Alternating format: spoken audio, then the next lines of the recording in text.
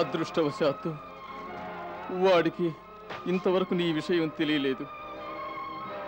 అందుకే మా వ్యూహం ప్రకారం కృష్ణయ్య మధురకు చేరేలోపుగా రాత్రికి రాత్రి గుప్తంగా నిన్నిక్కడి నుంచి తరలించి ఒక సురక్షితమైన ప్రదేశానికి చేర్చాలనుకున్నాం. అయితే మాత్రం తమరు ఈ విధంగా ఎలా ఊహించగలిగారు? ఒంటరిగా కృష్ణయ్యను ఆపదల్లో విడిచి నా ప్రాణం కాపాడుకునేందుకు నేను సురక్షిత స్థానానికి వెళ్తానని ఎలా అనుకున్నారు? ఇప్పుడు తమరు చెప్పిన మాటలు విన్న పిదప నేను కృష్ణుని వెన్నంటే ఉండటం ఎంతో సముచితమని నాకు తోస్తోంది. అందుకే ఎక్కడెక్కడికి కృష్ణయ్య వెళతాడో అక్కడికి నేను వెళతాను. ఎవ్వరూ అడ్డుకోలేరు. రాజకుమార, ఇది నీ ఒక్కడి రక్షణకు సంబంధించిన విషయం కాదు, మీ వంశ రక్షణకు సంబంధించిన విషయం. మహారాజు శూరసేనులు వసుదేవుల వంశానికి కేవలం ఇద్దరే వారసులున్నారు. అది నువ్వు, కృష్ణుడే. ఇటువంటి క్లిష్ట పరిస్థితుల్లో మేధావులు రాజనీతి చెప్తున్నదొక్కటే, ఇద్దరు వారసుల్ని రక్షించలేనప్పుడు కనీసం ఒక్క వారసునైనా రక్షించి తీరాలని. లేదు అక్రూరుల వారు, లేదు. మీరు రక్షించగలిగితే ఇద్దరిని రక్షించాలి, లేదా కృష్ణయ్య నేను ఒకేసారి అంతమైపోతాం. రాజకుమార, ఇది భావావేశాల సమయం కాదు, కర్తవ్య పాలనకు సమయం. అవును, తమరు నిజమే వచించారు అక్రూరుల వారు.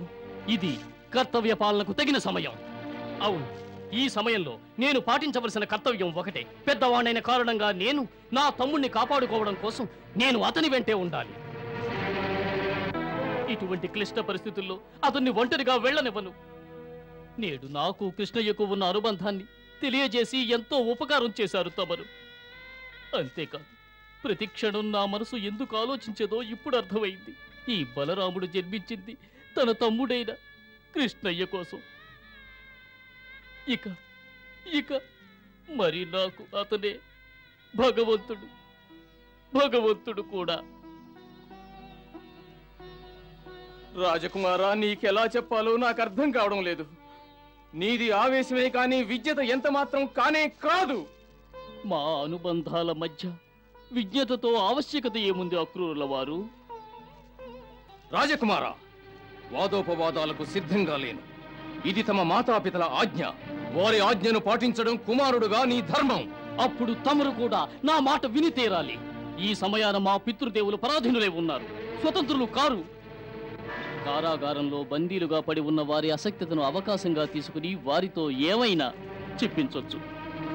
ఈ ఆజ్ఞను మా తండ్రి గారు స్వతంత్రంగా ఇచ్చిన ఆజ్ఞగా నేను భావించడం లేదు. నిజంగా ఇది వారి ఆజ్ఞ అయినప్పటికీ నేను దాన్ని పాటించడానికి ఈనాడు సిద్ధపడటం లేదు.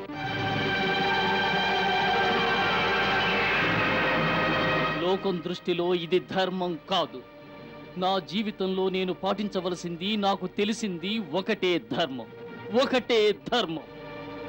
అదేమిటంటే ఎప్పుడూ నేను కృష్ణయ్యతోనే ఉండడం, అనుక్షణం అతన్ని రక్షించుకోవడం. నాకు కృష్ణయ్య తమ్ముడు మాత్రమే కాదు, మనస్ఫూర్తిగా భగవంతుడు.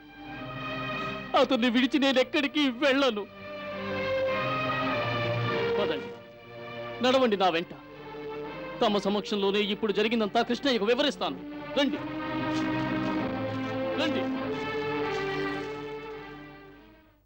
మీరు వివరించవలసిన అవసరం లేదు. మీ ఇరువురి వాదనలో ఇక్కడే నిలబడి విన్నాను.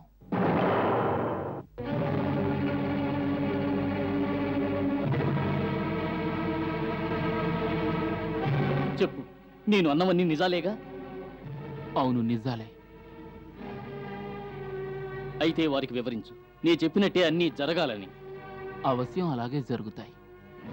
ఈ జన్మలో తమరు మా అగ్రజులు, అందుచేత తమ ఆజ్ఞను పాటించి తీరాలి, విధేయుడిగా ఉండాలి. ఇదే ఇప్పుడు ధర్మం. అక్రూరుల వారు, తమరు మా ఇరువురి గురించి ఇంతగా చింతిస్తున్నారు, కానీ అంత చింతించవలసిన అవసరం లేదు. కృష్ణ, ఏమంటున్నావు నువ్వు? నీవు ఆపదలోని తీవ్రతను గుర్తించడం లేదు. ఇవి పసిపిల్లల ఆటలు కావు. ఇప్పుడే తెలివిగా ప్రవర్తించాలి. ఇది మనకు జీవన్మరణాల సమస్య. తెలివిగా ప్రవర్తించడం మంచి విషయమే అక్రూరుల వారు. కానీ ఎంతటి మేధావులైనా తమ మేధస్సుతో జీవన్మరణాలను వెనుక ముందు చెయ్యాలని ప్రయత్నం చేస్తే అది వారి మూర్ఖత్వం అవుతుంది. జీవన్మరణాలనేవి విధాతచే లిఖించబడతాయి. ఒకరికి మృత్యువు రావాలని రాసుంటే వారు ఏ సురక్షిత ప్రదేశంలో ఉన్నా వస్తుంది.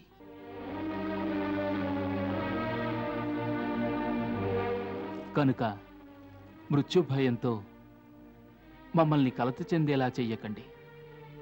ఇప్పుడే నేను మా అన్నగారు కలిసే మధురకు వెళతాం. ఖచ్చితంగా వెళతాం. ఎందుకంటే తమ మాటలు విన్న పిదప మా ఇరువురికి మహారాజు కంసుని కలవాలని కుతూహలంగా ఉంది. ఇదే మా నిర్ణయం కూడా. ఏమంటారన్నగారు?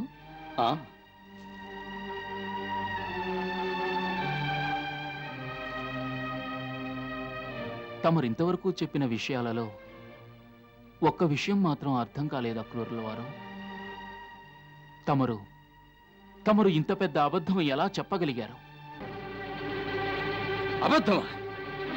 ఏమిటి అనేది? ఇప్పుడేగా చెప్పారు యశోద మా అమ్మ కాదని. అక్రూరుల వారు జన్మించిన నాటి నుంచి నేటి వరకు మాత యశోదయే నాకు మాతృదేవత. చిరస్థాయిగా ఆమెయే నాకు తల్లి. మరి నీకు జన్మనిచ్చిన అక్రూరుల వారు నాకు జన్మనిచ్చిందెవరో నేనెరుగను. మొట్టమొదటిసారిగా ఓ మాతృమూర్తి నన్ను పుత్రవాత్సల్యంతో ఆలింగనం చేసుకున్నది. ఆమె మాత యశోదయే. నన్ను ఆమె ఒడిలో కూర్చుండబెట్టుకొని నాకు మమతనే పాలను త్రాగించి నా బుల్లి చేతులను పట్టుకుని నడిచేలా చేసింది ఎవరో కాదు, మాత యశోదయే. అక్రూరుల వారు బుల్లి బుల్లి చెవులకు మృదు మధురమైన పాటలతో నాకు ఆనందం కలిగించేలా చేసింది మాత యశోదయే. అక్రూరుల వారు మాట్లాడకు, ఇంకేమీ మాట్లాడకు. నా గుండెల్లో కత్తులు దించకు. నేను భరించలేను. నేనే వినలేను. నేను వినలేను. నేను బ్రతకలేను.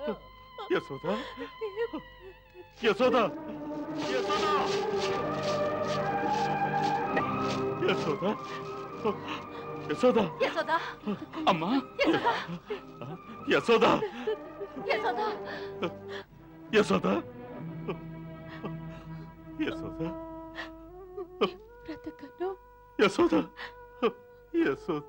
యశోదా, ధైర్యం తెచ్చుకో.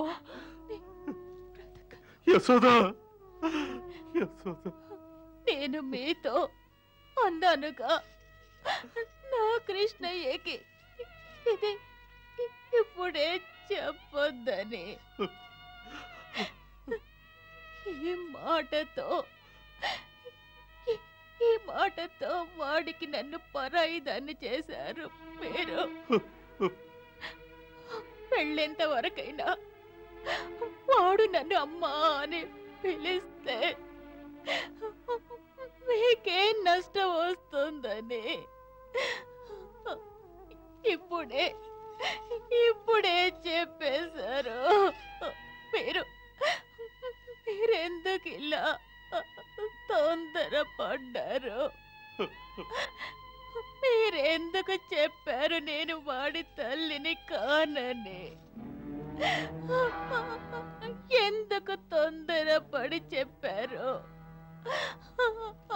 ఎందుకు? లేదమ్మా, ఇది నిజం కాదు. ఇది నిజం కాదు. ఇది అబద్ధం అమ్మా. ఇటువంటి అబద్ధాలు ఎవరు చెప్పినప్పటికీ నీ బిడ్డ నమ్మడమ్మా. ఎవరు నమ్మించలేరమ్మా. అమ్మా, అమ్మా, నాపై విశ్వాసం ఉంచమ్మా.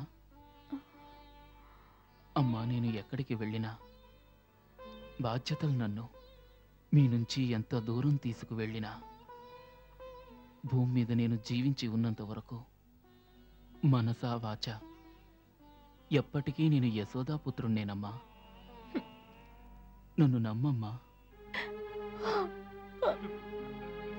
యశోదా, యశోదా. ఊరుకో యశోదా, ఊరుకో.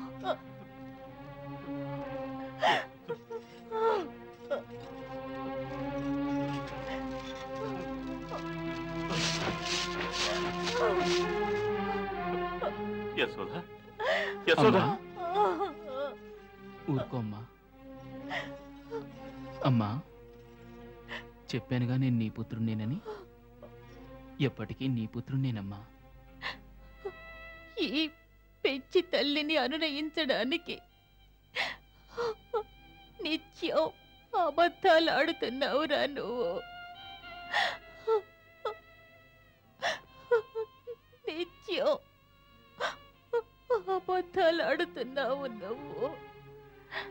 నువ్వు మా అమ్మవు కదా, అందుకే నీతో అబద్ధాలు ఆడేవాణ్ణి. ఇక నుంచి ఎప్పుడు నేనెవరితోనూ అబద్ధాలు ఆడను. నన్ను నమ్మమ్మా.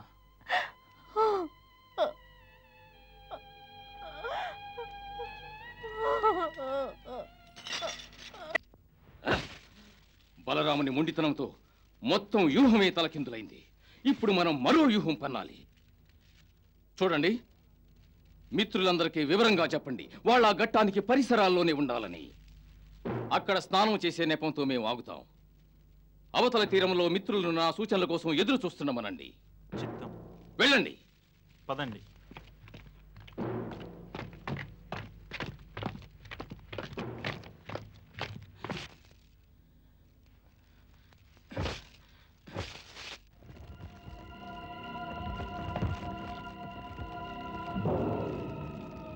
అక్రూరుల వారు కృష్ణయ్యను బలవంతంగా మధురకు తీసుకువెళ్తున్నారట. అది అన్నటికీ జరగనివ్వం. మనం ఎలా ఆపగలం? అదంతా నాకు తెలియదు. ఒక్కటి మాత్రం నిజం, నందరాజు గారు తన పుత్రుణ్ణి కాపాడమని ఒక్కసారి అరిచారంటే ఊళ్ళో ఉన్న ప్రతి బాలుడు కృష్ణుణ్ణి కాపాడటానికి ప్రాణాలనేస్తాడు. మామ, అసలు విషయం ఇంకోటి. అందుకే పాపం నందరాజు గారు ఏం చేయలేకుండా ఉన్నారు. ఏమిటది? అసలు విషయం ఏమిటంటే, కృష్ణుడు మన నందరాజు గారి కుమారుడు కాదంట. ఏమిటి? అవును, అతను యాదవరాజ కుమారుడట. ఇన్నాళ్ళు అతని రక్షణ కోసమే ఈ ఊళ్ళో దాచి ఉంచారట. కానీ ఇప్పుడు యాదవ నాయకులు అక్రూరుల వారు అతన్ని తీసుకెళ్ళటానికి వచ్చారు. నందరాజు గారు మాత్రం ఏం చేయగలరు? లేదంటే ఎప్పట్లానే నందరాజు గారు గోకులంలోని యువకులందరినీ ఆహ్వానించి ఉండేవారుగా.